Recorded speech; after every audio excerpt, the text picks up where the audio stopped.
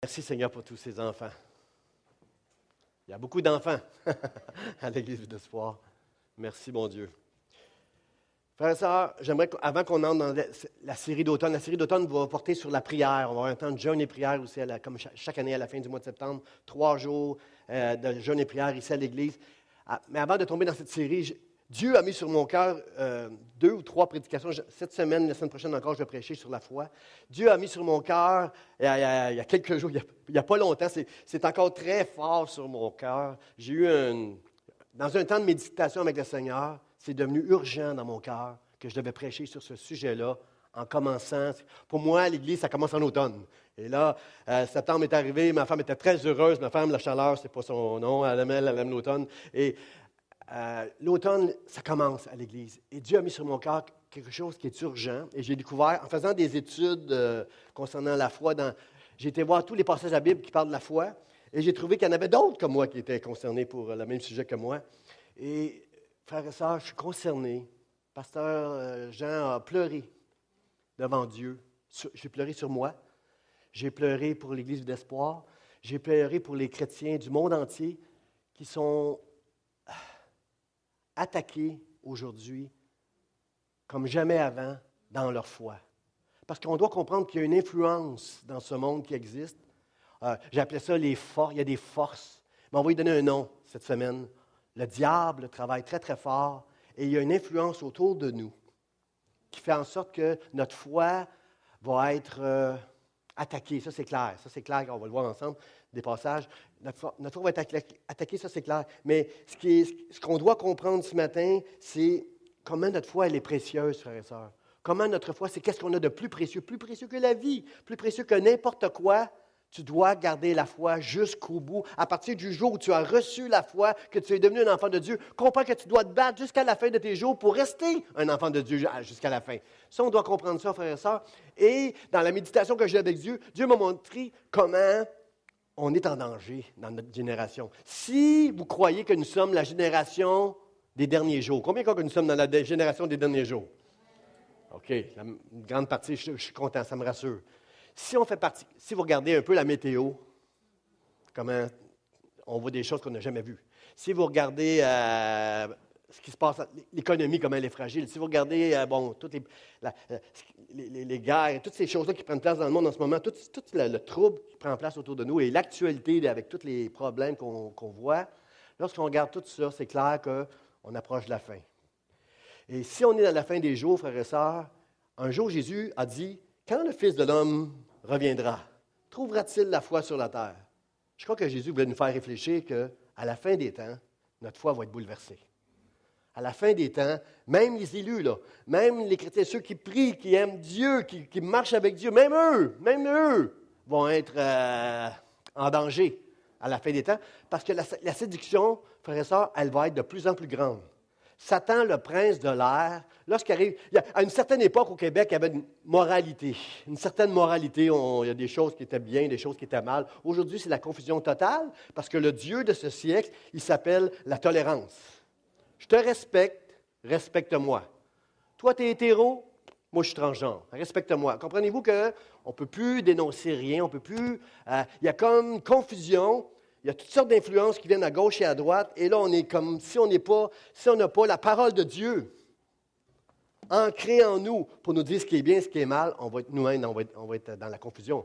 Même si on aime Dieu. Tu ne peux pas aimer Dieu si tu n'aimes pas la parole de Dieu.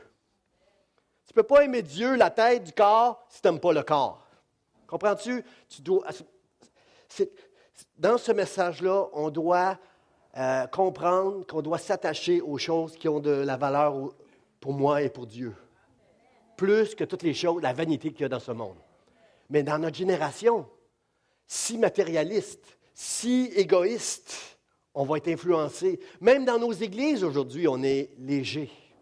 Dans nos églises aujourd'hui, une bonne réunion, c'est, il y a eu un gros show en avant, de la musique. Le pasteur, il parlait, il gesticulait. Il y a eu beaucoup de bruit. Il s'est passé beaucoup de choses. On a été bénis. On n'a pas été bénis si Dieu ne nous a pas parlé. Et aider à faire des progrès dans notre foi. Permettre au royaume de Dieu d'entrer à l'intérieur de nous. Parce que les valeurs du royaume de Dieu sont bien différentes des valeurs qui sont dans ce monde. Vous êtes d'accord avec moi? Mais on vit dans ce monde. On est pris dans ce monde. Alors, on doit faire... Ça prend beaucoup, beaucoup de discernement spirituel pour être capable de séparer les valeurs du royaume de Dieu et les valeurs qui sont dans ce monde-là. Ça prend beaucoup de discernement. Et frères et sœurs, pourquoi que je suis concerné? Pourquoi j'ai pleuré devant Dieu? On n'a plus ce discernement spirituel-là. On court toutes sortes de réunions, puis on entend toutes sortes de doctrines, puis on est tout excité. Mon frère, ma sœur, ce matin, j'aimerais que tu puisses, après, la semaine passée, cette semaine et la semaine prochaine, le but de la prédication, c'est que tu t'attaches à ta foi pour la considérer la chose la plus précieuse que tu as reçue de la part de Dieu. La foi, ta très sainte foi. Attache-toi à l'apôtre Paul dit, il y a une seule foi.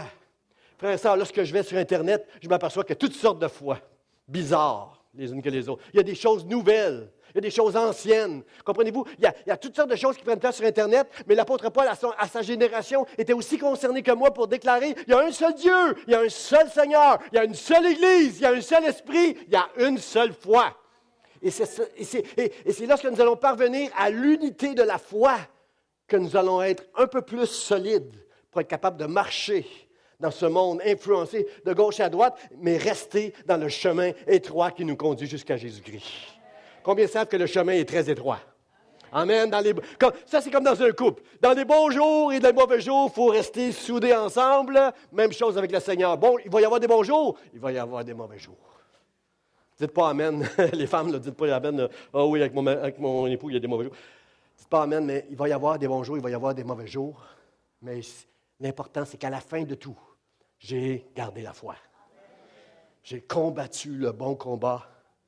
J'ai achevé ma course et j'ai gardé la foi. C'est ça qui est le plus important ce matin, que tu comprennes dans tout ce que je vais dire. Si tout le reste, c'est blablabla, mais tu sors en disant, pasteur, je vais me battre pour ma foi, mais je vais garder ma foi. Tu as compris la chose la plus précieuse que je voulais dire. Mais je vais quand même essayer de permettre que ça rentre dans ton corps un peu plus. Il y a une seule foi, frères et sœurs, et c'est ça, En fait, ce matin, ce n'est même pas une prédication, je vais prêcher, là, je vais enseigner, là, mais c'est une exhortation. Je veux vous exhorter, frères et sœurs. Je veux vous exhorter à considérer votre foi. Exhorter, ça veut dire avertir.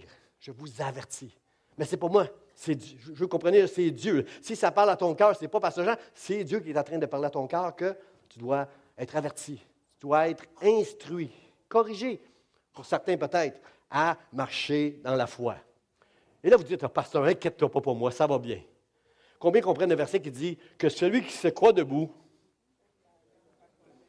prenne garde de ne pas tomber. Tant mieux pour toi si tu es debout, bien solide sur tes deux jambes ce matin. Tu rassures ton pasteur. Je suis content pour toi.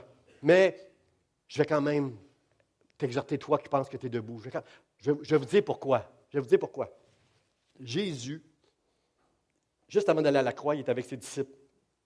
Il est avec Pierre, Jean-Jacques, qui ont passé 3 ans et demi avec lui à vivre avec Jésus, à connaître Jésus, à aimer Jésus, à voir tout ce que Jésus a fait, à entendre tout ce que Jésus a dit. Et ils sont très proches du royaume de Dieu.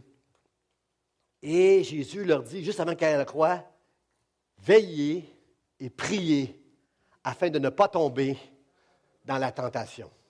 Jésus dit ça à Pierre, Jean-Jacques. Hey! C'est pas un pasteur, là. C'est pas un prédicateur. Jésus m'a dit de veiller et de prier. Wow! Hey, les gars, on s'en va veiller pour ça va prier. Est-ce que c'est ça qui est arrivé? Non.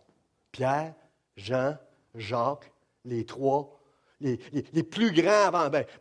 Moi, dans mon jargon, pasteur Jean, c'est l'apôtre Paul, le plus grand, mais Pierre, Jean, Jacques, les plus proches de Jésus, ceux qui vont avoir tout un ministère après Jésus, sont tombés endormis. Pierre, Jean-Jacques est tombé endormi, puis Jésus leur a dit, veillez et priez.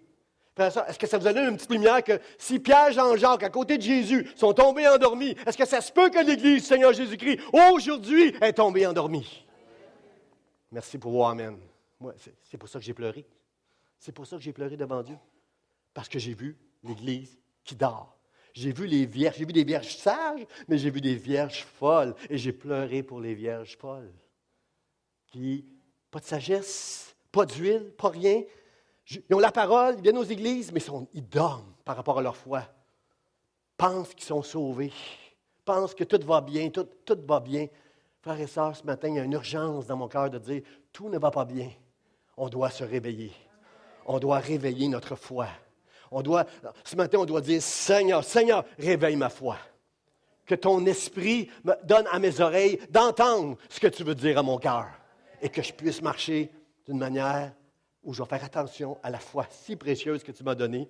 Qui suis-je, moi, pour qu'un jour tu t'es révélé à moi, tu m'as donné la foi pour marcher avec toi pour le reste de ma vie, jusqu'à temps que je sois avec toi pour l'éternité? Qui suis-je? Alors, Seigneur, si ce que j'ai reçu de toi maintenant, je veux le garder précieusement et je vais me battre. Je vais me battre. Comme dans le film le plus spirituel que j'ai vu, Karate Kid. Je vais me battre.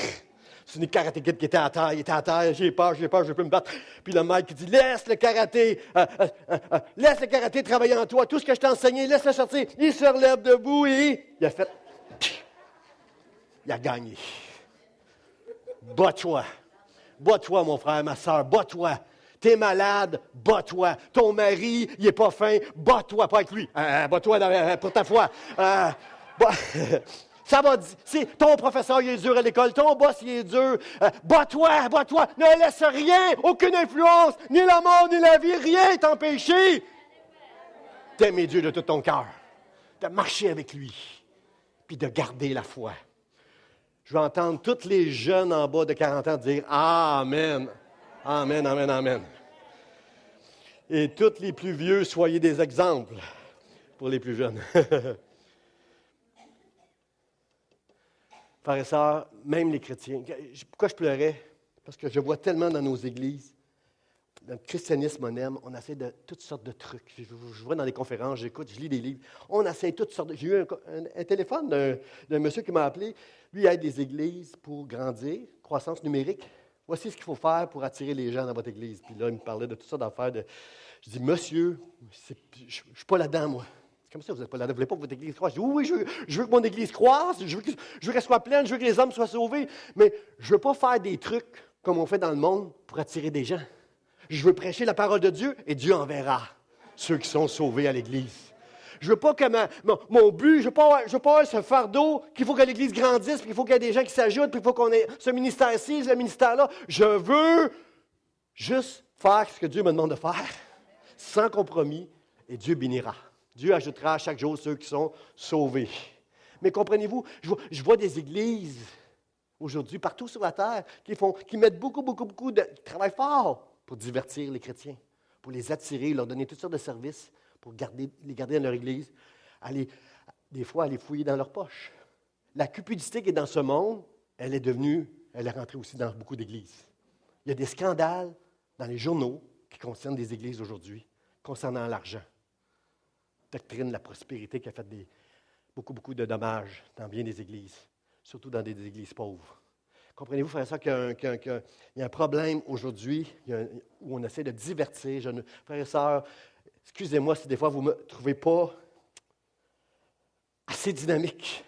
Je veux juste prêcher l'Évangile et prier de tout mon cœur. J'ai une équipe de prière qui prie pour moi. J'espère de tout mon cœur que l'Évangile va se rendre jusqu'à votre cœur, sans que j'ai besoin de sauter ou de danser, pour que l'Évangile fasse son œuvre dans votre cœur et que jusqu'à la fin, vous puissiez dire comme l'apôtre Paul, j'ai combattu le bon combat, j'ai achevé la course, j'ai gardé la foi dans le nom de Jésus-Christ. Ça, c'est l'œuvre de Dieu. Ça, c'est le royaume de Dieu qui s'installe dans ton cœur et la foi qui fait son œuvre. Merci. Merci beaucoup. Amen. Aujourd'hui, frères et sœurs, le diable, c'est une chose que Jésus a dit qui arriverait dans la fin des temps. Si on est dans la fin, si on est dans les derniers jours, frères et sœurs, une chose qui va arriver, c'est qu'il va y avoir beaucoup de séduction. Parce que le diable, c'est un séducteur. Comprenez-vous? Il va y avoir, dans Matthieu 24, vous lirez ça, là, à la fin des temps, c'est la chose que Jésus nous avertit, faites attention à la séduction. Comprenez pourquoi je suis inquiet quand je vois les chrétiens aller à gauche, à droite, Internet. Tu vois sur Internet, c'est incroyable tout ce que tu peux entendre au nom de Jésus-Christ. Ils disent qu'ils prêchent l'Évangile, ils prononcent le nom de Jésus, mais c'est de l'hérétisme. Ils sont hérétiques, ils disent des choses qui ne sont pas vraies. C'est plein dans Internet. C'est tout, c'est la confusion. Aujourd'hui, dans notre génération, le diable a plus de pouvoir qu'il y en avait avant. La preuve, c'est qu'aujourd'hui, regardez tout ce qui est légal. Ici au Québec, puis à certains endroits dans le monde, regardez tout ce qui est légal. Aujourd'hui, si tu maltraites un animal, tu vas aller en prison. J'aime les animaux, J'ai un chien, ma femme a son chien, j'ai mon chien. On prend soin. J'aime les animaux. Je ne voudrais pas leur faire mal. Mais comment on peut envoyer des gens qui maltraitent des animaux quand on a légalisé qu'on permet à des gens d'avorter des enfants? C'est mon corps. Je peux faire ce que je veux. On avorte. Si tu as avorté, n'accepte aucune culpabilité ce matin. Si tu es un enfant de Dieu, si tu as confessé ton péché, Dieu t'a pardonné. Dites pas amen, là, parce que c'est personnel, là. C'est personnel. Mais si tu as avorté, Dieu t'a pardonné. Mais mon point, c'est, tu ne peux pas tuer des animaux, mais tu peux avorter des enfants. C'est légal, c'est légal. Frères et sœurs, on se moque de la religion. On se moque de tout ce qui est sacré. Mais on a légalisé le mariage entre un homme, entre deux hommes, entre deux femmes, des gens du même sexe. On ne se marie plus aujourd'hui. On donne des permis à n'importe qui veut marier un couple. Il n'y a plus rien de sacré dans le mariage. Mais on marie, on a légalisé le mariage du même sexe. Frères et sœurs, je ne suis pas homophobe. J'aime les homosexuels. S'il y a quelqu'un qui est ici et dit « Pasteur, toi, t'aimes pas... » C'est un péché d'être homophobe. Mais j'aime assez la parole de Dieu pour déclarer ce que Dieu déclare. Parce que nos jeunes qui vont dans nos écoles, je les ai déjà perdus. Les jeunes qui vont dans nos écoles, ils ont entendu ça depuis qu'ils sont jeunes, qui se font dire « Tu ne dois pas juger, c'est pas bien. » Je ne juge personne. Je me juge moi-même et je juge la parole de Dieu. Devant Dieu, l'homosexualité, c'est un péché. Mais il aime les homosexuels, par exemple. Il t'aime ce matin. Puis il veut juste être avec toi. Mais Dieu déclare que c'est un péché. Mais nous avons légalisé le mariage maintenant entre un homme, entre deux hommes et entre deux femmes. Et j'ai lu des places que même il y était trois. Ils ont marié trois personnes dans un pays quelque part là, ensemble. C'est complètement, on est dans la confusion dans ces choses-là. Au mois d'octobre, on va légaliser le pot ici au Canada. On va faire du trouble énorme à nos jeunes. Ça alimente toutes sortes de conversations dans les journaux. La semaine passée, la discussion, c'était comment on va faire dans les garderies pour s'assurer que ceux qui gardent nos trésors, nos petits-enfants, ils n'ont pas fumé du pot pendant la journée. C'est un petit problème, mais si tu es parent, puis tu confies tes enfants le matin parce que tu as un travail, puis tu ne veux pas que ceux qui gardent tes enfants fument du pot. Tu comprends-tu? Ça, c'est un. Alors, il faut juste faire attention, frères et sœurs, malgré que tout ce qui va être rendu légal bientôt. L'euthanasie, c'est commencé maintenant, c'est légal, pas officiellement, là, mais il y en a. Il y a de l'euthanasie qui prend place présentement. Alors, comprenez-vous, frères et sœurs, il y a confusion totale entre les principes de ce monde et les principes du royaume de Dieu. Ça prend beaucoup de discernement pour être capable de trouver c'est où la vérité. Est-ce que vous êtes avec moi pour dire ce matin, je vais me battre pour ma foi, pasteur, je vais me battre pour les valeurs du royaume de Dieu et Seigneur, aide-moi, juste aide-moi à tenir bon jusqu'au bout. Malgré tout, dans le nom de Jésus. Réveillons-nous, frères et sœurs, réveillons-nous. Parce que c'est plus, ta foi, là, c'est plus que juste, on sait que le diable veut détruire ta foi. Mais ta foi, c'est plus que la foi. C'est ton âme. Tu perds la foi, tu as perdu ton billet pour l'éternité. Tu n'as pas la foi ce matin, tu ne vas pas avec le Seigneur pour l'éternité. Dieu va respecter ton désir de ne pas exercer la foi. Puis tu vas aller à un endroit sans Dieu pour l'éternité. Ne pas te battre pour ta foi, c'est plus que ton âme. C'est les bien-aimés qui t'entourent. Tous les gens qui t'entourent, tes enfants, tes bien-aimés, qui ont les yeux sur toi, puis qui attendent juste de dire « Ah ah!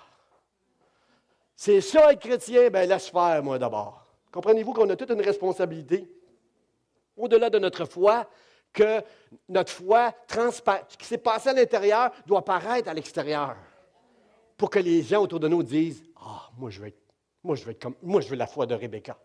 Moi, je veux cette foi-là. As-tu vu ce qu'elle traverse, cette femme-là? Puis elle reste dans la foi. Comprenez-vous que notre foi est un témoignage pour amener nos bien-aimés. Puis je sais qu'il y a des parents ici ce matin, vos enfants ont grandi dans le monde, on les a consacrés au Seigneur. Aujourd'hui, ils sont dans le monde, mais j'aimerais vous dire, ce sont des fils et des filles prodigues. Amen. Que si tu les enseignes dans le Seigneur, que tu pries avec eux et que tu tiens bon dans ta foi, un jour, Dieu viendra en eux et ils reviendront dans la maison du Père. Parce que quand j'étais dans la maison du Père, j'étais bien. Au nom de Jésus. Amen. Que le Seigneur fasse une prophétie au nom de Jésus. Comprenez-vous, frères et sœurs, que c'est l'éternité. Notre foi, c'est une histoire d'éternité. Alors, combien sont d'accord avec moi que c'est super important? Dites ça, super important. C'est super important que je fasse attention à ma foi dans le nom de Jésus. Puis j'ai trouvé dans la Bible un personnage qui, à son époque, était super concerné comme moi. Dieu l'a touché comme moi, il m'a touché, pour traiter le même sujet que je vous traite ce matin. C'est notre frère Jude. Il dit, « Bien-aimé, comme je désirais vivement vous écrire au sujet de notre salut commun, je me suis senti obligé de le faire afin de vous exhorter à combattre pour la foi qui a été transmise aux saints une fois pour toutes. » N'est-ce pas merveilleux, frères et sœurs? En faisant mes recherches sur la foi, j'arrive vers la fin de la Bible, juste avant l'Apocalypse, j'arrive sur Jude et, « Seigneur, lui aussi, comme Paul, comme moi, tu l'as touché dans sa génération, parce que dans la génération de Jude, il y avait des fausses doctrines qui commençaient déjà à circuler. On est sauvé par grâce. C'est pas les œuvres. Paul le dit, c'est pas les œuvres. Tu peux pécher, puis tu vas être sauvé pour l'éternité. Parce que Dieu a fait l'œuvre de... Comprenez-vous? Il y avait des fausses doctrines déjà. Il y avait des faux docteurs déjà. Et Jude s'est élevé contre ça. Et c'est pour ça qu'il a été vivement touché pour écrire aux chrétiens, faites attention, ne tombez pas là-dedans, mais je vous exhorte de combattre pour la foi. Quelqu'un dit Amen. Mon premier point, frères et sœurs, c'est premièrement, Dieu adresse ceux qu'il aime. Il adresse son Église, ses enfants. Jude commence en disant, bien-aimé. Frères et sœurs, j'aimerais vous appeler comme ça aussi ce matin. Bien-aimé, bien-aimé. Je m'adresse à vous ce matin, vous qui êtes bien-aimés. Le mot bien-aimé, c'est dans le grec, c'est écrit dans le grec original du Nouveau Testament, c'est le mot agapetos, qui veut dire aimer, quelqu'un de très cher, un élu. Un élu, c'est plus qu'un croyant. Comprenez-vous qu'un élu, c'est celui que Dieu a choisi pour l'éternité. Il l'a choisi. Gabriel, mon fils, tu es un élu, tu es un bien-aimé. Agapetos. C'est plus souvent d'une fois dans le Nouveau Testament, la Bible va utiliser ce mot-là, agapetos. Puis, en fait, Jude est en train de parler, pas au monde, il parle à ses enfants, aux enfants de Dieu. Il parle à ses frères et à ses sœurs, il parle à l'Église. Pour qu'ils n'embarquent pas dans ce mensonge-là. Regardez ce que le livre des Proverbes, ça revient souvent, ce passage-là, dans le livre des Proverbes. Pas dit différemment, mais qui revient au même. La sagesse ne crie-t-elle pas? L'intelligence n'élève-t-elle pas sa voix? C'est à la croisée des chemins qu'elle se place. Qu'est-ce que je comprends de ce texte-là? C'est que lorsqu'on est rendu à la croisée des chemins, lorsque jeune homme, jeune fille, tu vas être à l'école, puis tu vas être tenté de faire toutes sortes de choses, influencé, tu vas être tenté de faire toutes sortes de choses, tu vas être comme à la croisée des chemins. Ou je continue avec Jésus, ou je prends un chemin qui va m'amener quelque part que je ne serai pas béni là. Puis jeune homme, jeune fille, si tu as eu une expérience avec Dieu, tu le sais dans ton cœur, quand tu fais quelque chose qui n'est pas bien, alors que personne ne te voit, que tu es à l'école, tu le sais dans ton cœur. Parce que tu es un enfant de Dieu. Comprends-tu? La Bible dit, la sagesse ne crie-t-elle pas? L'intelligence n'élève-t-elle pas sa voix? À la croisée des chemins, Dieu sera toujours là. Tu le sais dans ton cœur que quand tu prends ce chemin-là, ce n'est pas le bon. Mais Dieu, il se tient à la croisée pour te dire, parler doucement, fais attention. Va pas là. Tiens-toi pas avec lui. Écoute pas ces mensonges-là qu'il te dit, qu'elle te dit. À la croisée des chemins dans son amour, parce que Dieu nous aime, il va être là. Mais quand on est endormi, frères et sœurs, on baisse la garde. Si on dort, on est moins en train de se battre. La Bible dit, le psalmiste dit, « Ta parole est une lampe à mes pieds et une lumière sur mon sentier. » Laisse la parole de Dieu, laisse le Saint-Esprit t'encourager avec la parole de Dieu pour te diriger. Il faut même que tu deviennes enceinte avec la parole de Dieu. La parole de Dieu a ce pouvoir de venir dans ton cœur, d'être semé, la semence vient dans ton cœur et tu vas devenir enceinte. Qu'est-ce que je veux dire par là? C'est qu'elle va produire quelque chose dans ta vie, la parole de Dieu. Si tu l'aimes, si tu la gardes, si tu t'attaches à elle, elle va produire quelque chose. Laisse Dieu faire une œuvre dans ton cœur pour que tu puisses garder la foi. Réveille-toi ce matin. Dans Luc chapitre 22, verset 31, ça nous dit, « Simon, Simon, Satan vous a réclamé pour vous crier comme le froment. Mais j'ai prié pour toi afin que ta foi ne défaille point, et toi, quand tu seras converti, affermis tes frères. » Jésus connaissait très bien l'appel qui était sur la vie de Pierre. Et s'il y a un appel sur ta vie, mon frère, ma soeur, que ce soit, peu importe, ça n'a pas besoin d'être ce que Pierre a fait, là. Peu importe l'appel qu'il y a sur ta vie, c'est un appel qui est précieux. Et le diable, est-ce que je peux t'assurer ce matin que sur le pasteur Charlie, sur Rebecca, sur moi, sur chacun de vous, le diable est là pour te cribler comme le froment, pour détruire ta foi. Cribler, ça veut dire percer des trous. Est-ce que j'ai un volontaire ce matin qui voudrait venir mettre sa main ici, là? Je vais prendre un tournevis, je vais faire un petit trou. Juste pour que les gens entendent comment ça fait mal. Juste un petit trou, comment ça fait mal. Le diable veut te cribler il veut te faire mal. Il veut affaiblir ta foi en faisant toutes sortes de trous dans ton armure. Tu veux te battre ce matin, il t'entend, le diable. Puis il va faire des trous dans ton armure, il veut te cribler comme le froment. Mais la bonne nouvelle, frères et sœurs, la bonne nouvelle, Jésus a dit, j'ai prié pour toi. Le diable, il va s'essayer de tout ça de manière, il va te tenter, il va t'envoyer toutes sortes de tentations, des déceptions dans ta vie, de la souffrance. Mais Jésus a dit, mais j'ai prié pour toi. J'ai prié pour toi. Et toi, quand tu seras converti, affermis tes frères. Frères et sœurs, ce matin, j'aimerais que tu comprennes que quand tu vas passer des moments difficiles, des mauvais jours, puis tu vas entendre Dieu qui est avec toi, puis qui va t'aider, puis que tu vas être plus ferme dans ta foi, j'aimerais que tu cherches quelqu'un, un frère, une sœur. Si tu es un jeune, cherche un jeune. Si tu es plus vieux, cherche un plus vieux. Cherche quelqu'un que tu vas pouvoir être un mentor pour lui. Quand tu vas être converti, quand le royaume de Dieu va être en toi, puis tu vas être fort, mon Pierre, affermis tes frères. Sois fort pour quelqu'un d'autre. Va vers les faibles, puis relève-les. Prends soin de quelqu'un autour de toi pour en faire quelqu'un plein de foi. Vos amen me font plaisir. C'est où qu'est-ce qui est curieux dans ce passage-là? Je méditais sur ce passage-là dans le tour en m'en venant avec mon épouse ce matin, puis je me demande, chérie, pourquoi Jésus appelle Pierre Simon, Simon. On sait que Simon, ça veut dire un pasteur Jean-Emmanuel, qu'est-ce que ça veut dire déjà là? Un roseau qui plie facilement, qui t'envoie devant gauche. Puis Pierre, tu es Simon, je t'appelle Pierre. Comprenez-vous? Pierre, c'est solide, ça. C'est solide comme le roc, ça. Bizarre que Jésus appelle Simon. Pierre, tout à coup, il appelle Simon. Puis pour être sûr que Simon ne pense pas qu'il s'est trompé, il l'appelle 2 fois. Simon, Simon. Satan t'a réclamé pour vous cribler comme le froment. Mais j'ai prié pour toi. Puis, chérie, je dis à chérie, pourquoi Dieu dit à Pierre, Simon? Simon, c'est l'ancien. Chérie a dit, ma femme remplie du Saint-Esprit. Elle m'a dit, il parle à l'ancien Simon qui était faible dans sa foi. Il est en train de dire, maintenant, je veux que tu deviennes, comme je l'ai prophétisé, je veux que tu deviennes Pierre, solide dans ta foi, pour être capable de passer au travers de tous les trous que le diable va faire dans ta cuirasse, et à la fin, être un témoignage pour encourager et instruire tous les gens qui vont être autour de toi dans le nom de Jésus-Christ. L'ancien et le nouveau. Je parle à l'ancien qui est faible pour dire, tu es un héros, tu es fort, parce que j'ai prié pour toi. N'est-ce pas une bonne nouvelle, frère et sœur, que ce matin, dans le royaume de Dieu, Jésus prie pour chacun de nous lorsqu'on traverse des moments difficiles. Personne n'a dit amen, mais je sais qu'on apprécie que Jésus prie. Moi, je prie pour vous si vous me demandez de prier pour vous, et Jésus prie pour nous. Ça, c'est merveilleux. Gloire à Dieu. Si tu t'impliques quelque part dans le royaume de Dieu, c'est sûr, c'est certain, mon frère. Si c'est un appel sur ta vie, c'est certain que le diable va vouloir te cribler.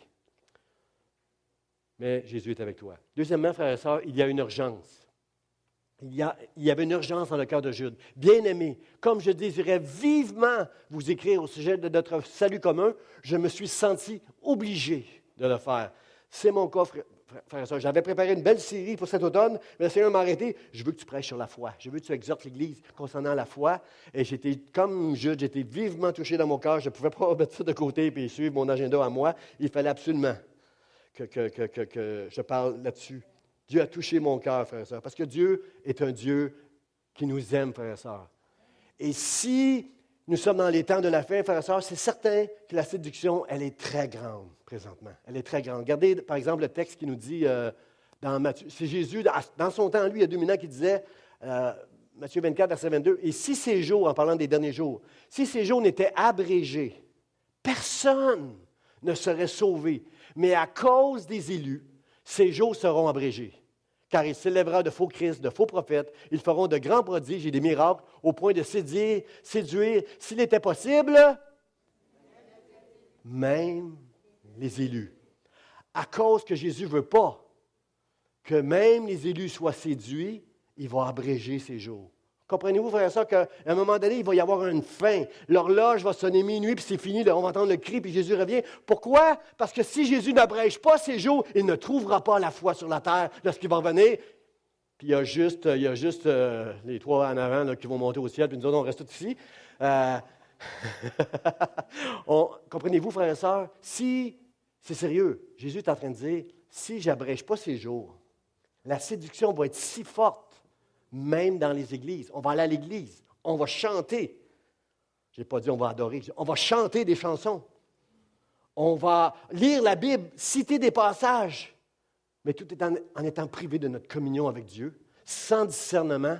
Il va se passer toutes sortes de choses. On va dire Dieu était là parce qu'il va y avoir des miracles qui vont prendre place. Comprenez-vous qu'ils feront des prodiges et des miracles. De qui il parle? Il parle-tu dans l'Église? Il parle-tu du Saint-Esprit? Il parle des faux prophètes qui vont faire des miracles. Frère et sœurs, la séduction sera si grande que si Dieu n'abrégeait ces jours, même les élus seraient séduits. Comprenez-vous l'urgence dans notre génération, si on reconnaît que nous sommes dans la fin des jours, dans la fin des temps, de faire attention et de demander à Dieu, Seigneur, donne-moi la connaissance pour que mon âme ne périsse point. Donne-moi la connaissance pour que je puisse combattre le bon combat de la foi et savoir ce qui est vrai, ce qui est faux. Donne-moi la foi pour finir la course malgré tous les trous que le diable va vouloir faire au travers de ma course pour qu'à la fin, je puisse garder la foi dans le nom de Jésus. Aide-moi, Seigneur, aide-moi. Si Dieu n'abrégeait ces jours, frères et sœurs, on serait séduits. Parce que le diable lui-même, un jour, a été séduit. La Bible nous dit que dans le ciel, un jour, le diable disait, il y a un passage qui dit, tu disais dans ton cœur, je vais m'élever au-dessus des assemblées de Dieu. Oh, tu disais dans ton cœur, je serai semblable au Très-Haut. Comprenez-vous que cette séduction, elle est dans le cœur de beaucoup d'hommes et de beaucoup de femmes qui veulent avoir la gloire des hommes. Qui a séduit le diable, frères et sœurs? Pouvez-vous me le dire?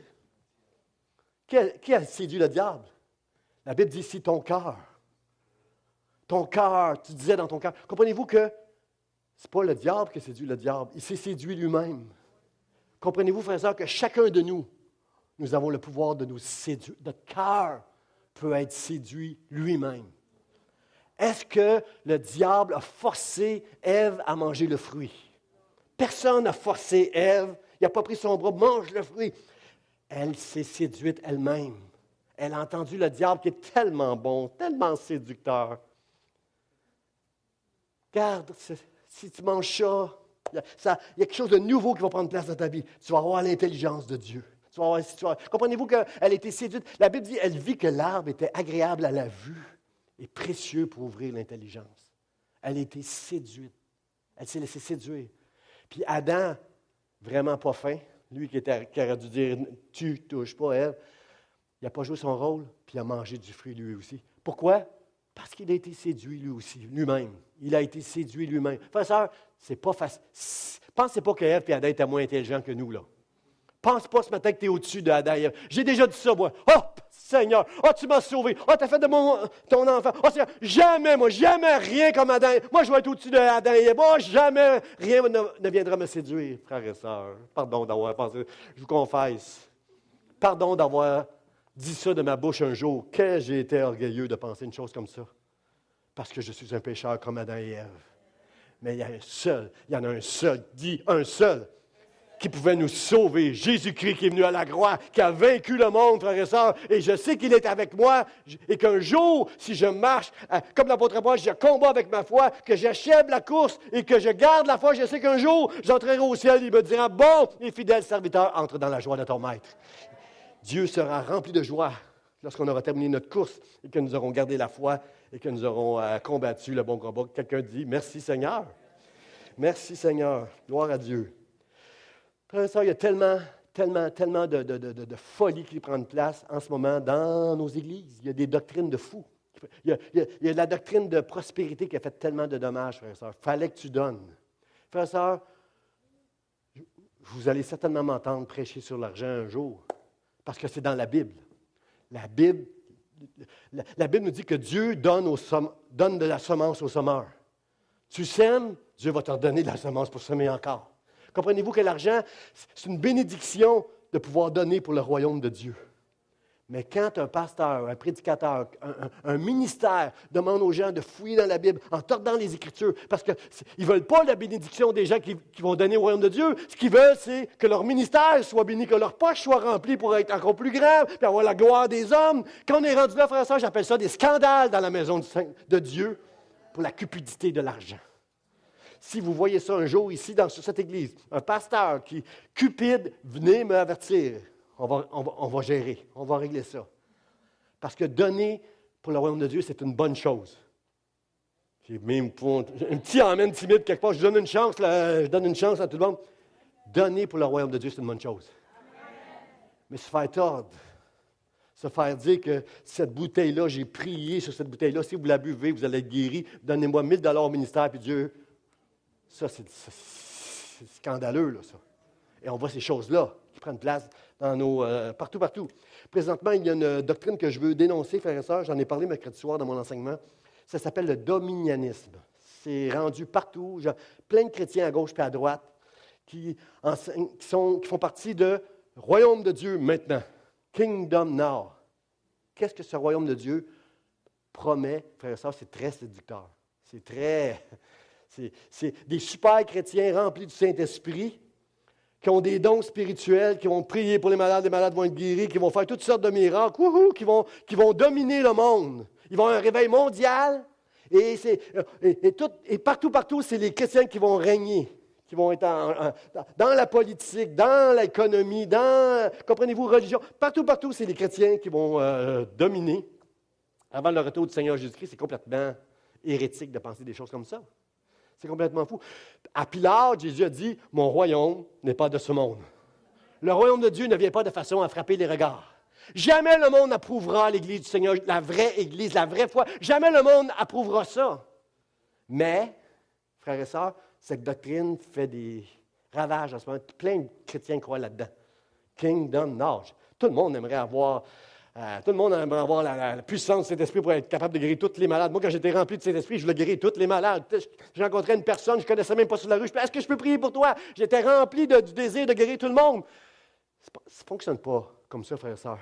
Parce que si ça fonctionnait comme ça, à qui vous pensez que la gloire irait? Aux hommes. Dieu ne donne pas sa gloire aux hommes. Non, pas à nous, Éternel. Non, pas à nous. Mais à Dieu seul donne toute la gloire. Parce que les dons, c'est cet esprit qui les donne. Si j'exerce un don, je ne veux jamais croire. Ne m'appelez pas prophète parce que j'aurais dit une prophétie une fois. Ne m'appelez pas le guérisseur parce qu'une personne aurait été guérie quand j'aurais prié. C'est Dieu qui donne ces choses-là et à lui seul la gloire.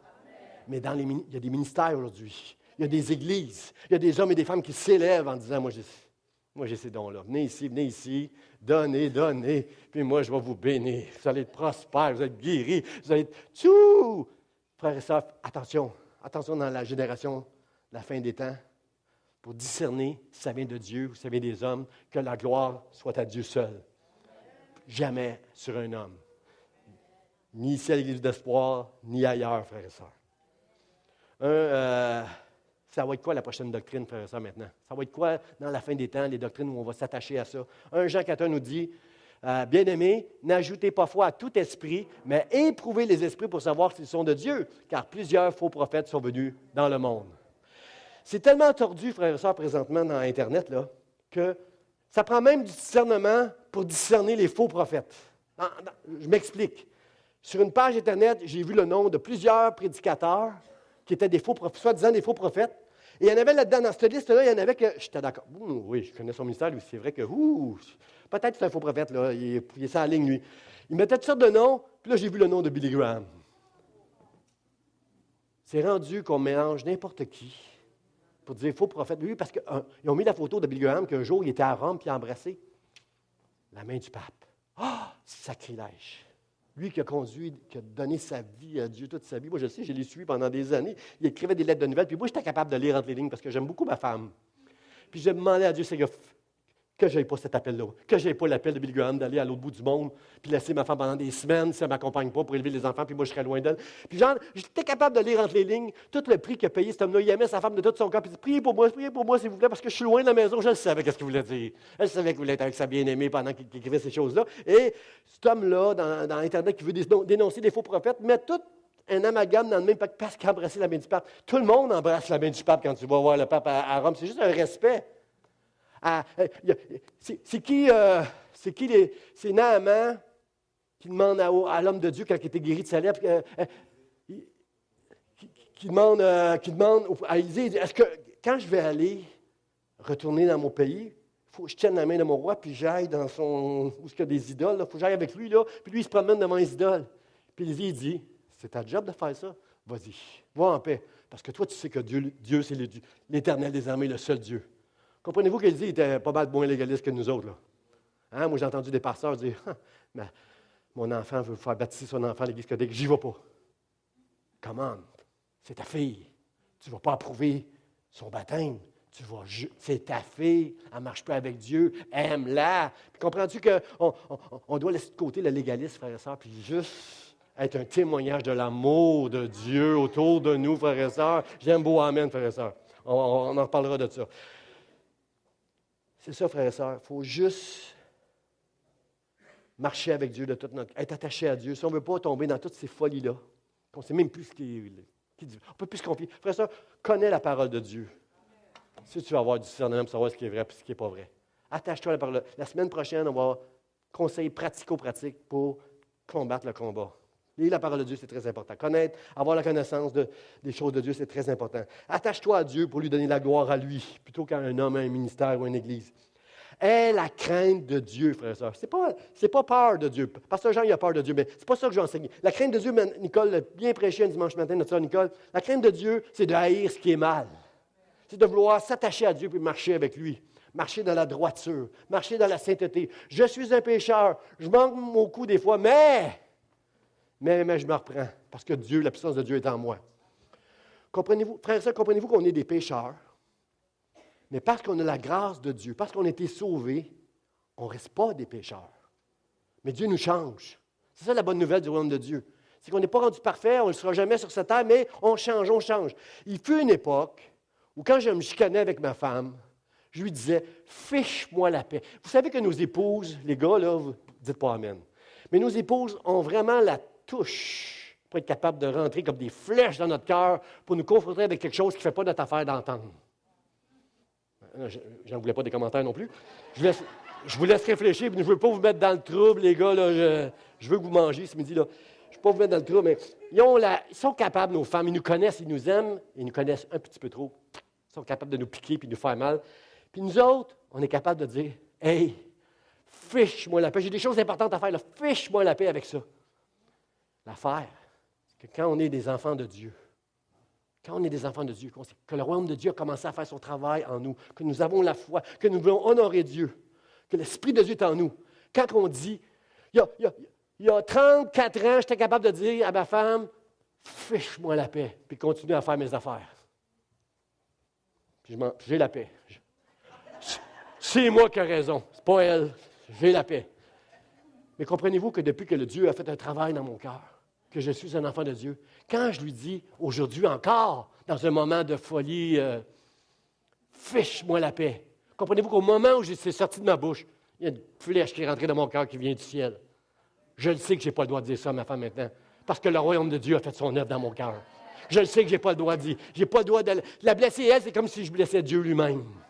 Alors, quand je dis « fiche-moi la paix » puis je m'en vais, ça travaille à l'intérieur de moi. Puis là, il y a comme un aimant qui m'attire vers l'arrière pour que j'aille dire « Chérie, j'ai raison, non, chérie, c'est moi qui avais raison, mais non, chérie, pardonne-moi de t'avoir dit « je m'en fiche ». Chérie, ce qui compte maintenant, c'est que ces choses-là, là, je ne l'ai pas voulu. Puis si je t'ai fait de la peine, pardon, chérie. Parce qu'un enfant de Dieu ne fait pas ça. Dire à sa femme qu'il l'aime, qu'il l'avertit, je m'en fiche. Comprenez-vous la différence, frères et sœurs? Je suis toujours un pécheur. Les jeunes à l'école, tu vas être toujours attiré, tenté par toutes sortes de choses. Mais Le royaume de Dieu est dans ton cœur. Tu le sais que tu ne peux pas fumer du pot. Tu le sais que tu ne peux pas aller avec un petit gars ou une petite fille, comprends? Viens, on va aller dans un petit coin. Je vais t'apprendre qu'on va aller jouer au docteur. Tu ne peux pas, tu ne peux pas. Tu ne peux pas quand tu aimes Dieu. Il y en a qui le font. Il y en a qui le font. Mais dans leur, tu sais dans ton cœur, quand tu es un enfant de Dieu, que tu n'es plus dans ces choses-là. Il nous a délivrés de la puissance des ténèbres pour nous transporter dans le royaume du Fils de son amour. Alors, ces choses-là qu'on les fait, tu le sais dans ton cœur. Quand tu dis à ton conjoint, je m'en fiche. Quand tu fais quelque chose de mal, quand tu voles du temps à ton boss à la job, quand tu comprends-tu, quand tu ne payes pas tes impôts, tu le sais dans ton cœur, si tu es un enfant de Dieu, que ces choses-là ne se font pas. Alors, ce matin, je te dis, mon frère, ma soeur, bats-toi. Bats-toi pour ta foi de tout ton cœur. Bon, c'est mon dernier point, d'ailleurs. Mon dernier point, bats-toi, afin de vous exercer à combattre pour la foi qui a été transmise aux saints. Bats-toi, mon frère, ce matin. Bats-toi, ma soeur. Paul avait compris ça. Paul avait compris ça, Jude avait compris ça, et moi, j'ai compris ça. Combien sont avec moi pour avoir compris ça ce matin qu'on doit se battre? On doit se battre pour notre foi. Ah, quand j'étais jeune, là, je peux lever ma jambe jusque-là. Mais là, ça ne marche plus de même. On est prêt à se battre, frères et sœurs, pour l'amour d'un homme, l'amour d'une femme, n'est-ce pas? On est prêt à se battre au travail pour avoir le poste qu'on convoite. On est prêt à se battre pour avoir beaucoup d'argent. On est prêt à se battre pour toutes sortes de choses. Est-ce qu'on peut se battre ce matin, frères et sœurs, et réaliser que la chose la plus importante dans ma vie, pour laquelle je dois tenir mes gardes hautes et me battre, c'est ma foi qui va sauver mon âme pour l'éternité, et les bien-aimés autour de moi qui vont entendre et qui vont voir mon témoignage. On peut acclamer le royaume de Dieu pour ça, certainement. La hauteur du combat que tu vas mener, aussi loin, aussi fort que tu vas te battre, va mesurer la hauteur de ta foi. Amen. Ta foi n'est pas si importante pour toi, tu vas te faire ramasser. Tu n'auras plus d'armure, ça va être des trous partout. Tu vas te faire cribler partout. Mais la hauteur de ta foi va montrer la hauteur de ton combat. Ma question, c'est jusqu'où tu es capable d'aller, mon frère, ma soeur. Moi, mon modèle, c'est Job. Job, c'est mon modèle dans la Bible. Jamais, jamais. Hey, Job, là. Il était quelqu'un. Il avait une femme avec une relation merveilleuse, j'en suis sûr. Il avait dit, moi, je ne regarderais même pas une autre femme. Je ne regardais pas une autre femme que ma femme. Il avait une bonne relation avec sa femme, des enfants, une réputation. Tout le monde à côté de Job. Tout le monde voulait être l'ami de Job. Il y avait toute une affaire, Job. Puis il aimait Dieu, Job. Puis il avait la foi en Dieu, Job. Puis un jour, Job a perdu sa fortune. Il a perdu en même temps sa réputation. Oh, tous ceux qui étaient amis de Job, il y en avait peut-être qui étaient là pour qu'est-ce que Job pouvait lui rapporter, hein? Il a tout perdu ses amis, tout à coup, quand il a perdu sa fortune. Ensuite, il a perdu la santé. Il a perdu ses enfants. Quel deuil que Job a dû endurer. En plus, il avait maintenant le mépris de sa femme. La Bible dit que celui qui veut me suivre se charge de sa croix. Et un des messages que j'avais prêché un jour, c'est se charge de sa croix chaque jour. Chaque jour, on doit se charger de notre croix. Imaginez Job, pauvre Job, par-dessus toutes les épreuves qu'il avait, sa femme le méprise tous les jours. Je pensais que vous alliez rire, là, mais c'est pas drôle du tout. C'est pas drôle du tout. Il y a le mépris de sa femme en plus. Mais le pire dans la vie de Job, ça a été le silence de Dieu. Tous ses amis le jugeaient. Tous ses amis étaient si spirituels. Lorsqu'on lit les Job, ils ont l'air tellement spirituels. Même ils disent des choses qui sont vraies, mais ils le jugeaient. Même Dieu n'a pas osé juger Job. À la fin, il va parler à Job, il va dire, tes amis, prie pour eux parce que il va leur arriver quelque chose de grave. Mais toi, Job n'a jamais péché avec sa bouche. Malgré tout ce qu'il a vécu, il a gardé la foi. Frère, ça, c'est ça que je te dis ce matin. Dans les bons jours, dans les mauvais jours, la plus belle chose qui peut t'arriver ce matin, c'est de garder la foi. Garde la foi, mon frère. Garde la foi, ma soeur. Comme Paul, sois intelligent, étudie ton adversaire, connais les forces de Satan, qu'il est orgueilleux, sois humble, c'est un séducteur, connais la vérité pour ne pas te laisser séduire, c'est un menteur, Jésus dit, il est le père du mensonge. Proverbe 12, 22 nous dit ceci, les lèvres fausses sont en horreur à l'Éternel, mais ceux qui agissent avec vérité lui sont agréables. Frères et sœurs, attachez-vous à la vérité, ne dites pas des choses qui sont fausses. Dis pas à quelqu'un, tu l'aimes si tu ne l'aimes pas. sois vrai, sois authentique. Parce que ce qui est faux, Dieu a ça en horreur. Et c'est comme ça, c'est avec un peu de mensonge et beaucoup de vérité que la séduction opère et est efficace.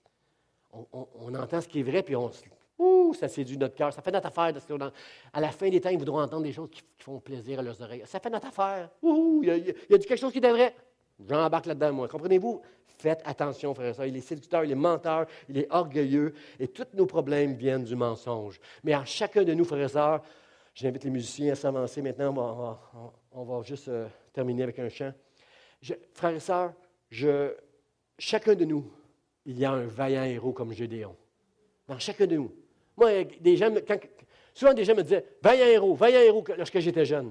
S'il avait su comment ma foi, plein de doutes, plein de mauvaise estime de moi. Mais non.